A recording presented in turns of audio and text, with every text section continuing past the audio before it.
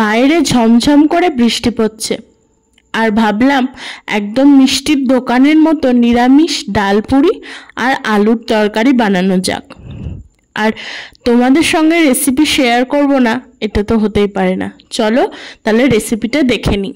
ফার্স্টে তরকারির জন্য আমরা সর্ষের তেল গরম করে তার মধ্যে 5 ফোড়ন, শুকনো লঙ্কা আর কাঁচা লঙ্কা ফোড়ন দিয়ে আদা বাটা অ্যাড করে দিলাম। পরিমাণগুলো তোমরা দেখতেই পাচ্ছ। এরপর ডুমো ডুমো করে আলু টুকরো করে কেটে রেখেছিলাম, সেগুলো অ্যাড করে দিলাম। লবণ পরিমাণ মতো, সামান্য হলুদ আর সামান্য একটু লঙ্কা গুঁড়ো দিয়ে ভালো করে এবার কষিয়ে নেব। আলুগুলো তোমরা খোসা শুদ্ধও কিন্তু তরকারি রান্না করতে পারো, যেহেতু মিষ্টির দোকানে খোসা শুদ্ধ আলুর তরকারি কিন্তু সার্ভ করে। ভালো করে মশলার সঙ্গে আলুগুলো কষিয়ে নেব। এবং এই দেখো, এই মশলাটা আমি ঘরে তৈরি করে নিয়েছি। গোটা জিরে, গোটা ধনে, গরম মশলা শুকনো খোলায় ভেজে নিয়ে গুঁড়ো করে নিয়েছি। এই স্পেশাল মশলাটা কিন্তু তোমাদের অ্যাড করতেই হবে, না হলে কিন্তু টেস্ট পাবে না। তারপর অ্যাড করে দিলাম সামান্য চিনি। মিষ্টির দোকানের আলুর তরকারি কিন্তু একটু মিষ্টি মিষ্টিই হয়, তাই চিনিটা কিন্তু দিতেই হবে। এরপর পরিমাণ মতো জল দিয়ে ভালো করে 10 মিনিটের জন্য ঢাকা চাপা দিয়ে আলুগুলো সিদ্ধ হওয়ার জন্য রেখে দেব। দেখো, আমার আলুগুলো কিন্তু খুব ভালো করে সিদ্ধ হয়ে গেছে। আর আলুগুলো আমি হালকা একটু স্ম্যাশ করে দিচ্ছি, যাতে গ্রেভিটাও টাইট হয়ে যায়। দেখতে পাচ্ছ আমার তরকারি কিন্তু একদম রেডি। আমি তরকারিটা এখানে সার্ভ করে দিচ্ছি। একদম কিন্তু মিষ্টির দোকানের মতোই টেস্ট এসেছিল। তোমরাও এভাবে ট্রাই করে দেখতে পারো। কথা দিচ্ছি, একদম মিষ্টির দোকানের মতো তরকারি তোমরা করতে পারবে। চলো এবার তাহলে ডাল পুরিটাও বানিয়ে নেওয়া যাক। এইদিকে ফার্স্টে আমি পুরটা রেডি করে নেব। সামান্য কড়াইয়ে সর্ষের তেল গরম করে কিমা করা আদা আর কাঁচা লঙ্কা কুচি দিয়ে ভালো করে একটু ভেজে নিয়েছি। এরপর এখানে মুগ ডাল আর সামান্য ছোলার ডাল সিদ্ধ করে নিয়েছিলাম ভালো করে, ওটাই অ্যাড করে দিলাম।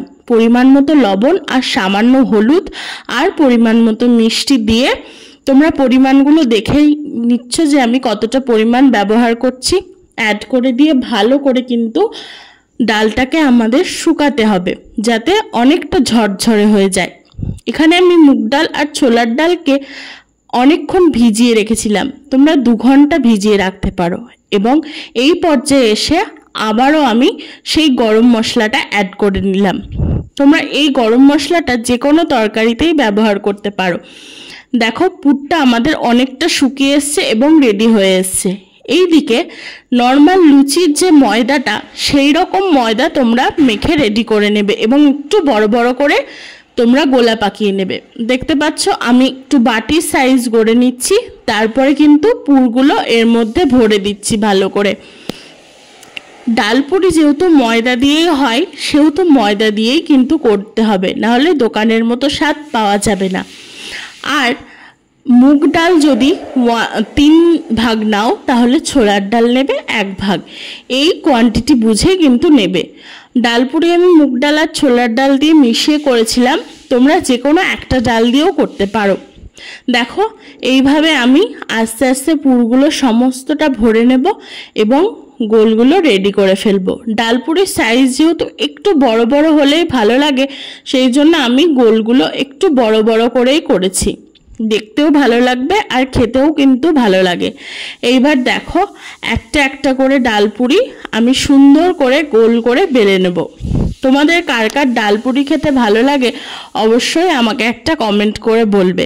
এই রকমভাবে ডালপুরি আর তরকারি বানালে বাইরের মতোই তোমরা টেস্ট পাবে। ভালো করে হালকা হাতে চাপ দিয়ে গোল করে আমি আমার এক একটা ডালপুরিগুলো ভালো করে বেলে নিচ্ছি।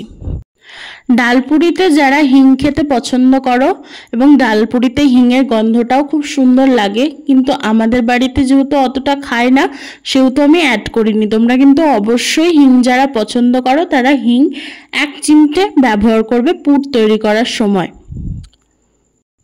গরম মশলাটা আমি যেভাবে তৈরি করেছিলাম, 1 টিস্পুন জিরে, 1 টিস্পুন গোটা ধনে, 2টো শুকনো লঙ্কা, 3-4টে দারচিনির টুকরো, 5-6টা এলাচ আর 6-7টা লবঙ্গ শুকনো খোলায় নেড়ে নিয়ে একটু ঠান্ডা হয়ে আসলে মিক্সিতে একদম গুঁড়ো করে নিয়েছিলাম। এটা কিন্তু হোমমেড গরম মশলা, তোমরা প্রত্যেকটা তরকারিতেই এটা ব্যবহার করতে পারবে।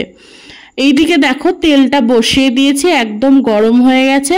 আর এক এক করে আমি পুরিগুলো ছেড়ে দিচ্ছি।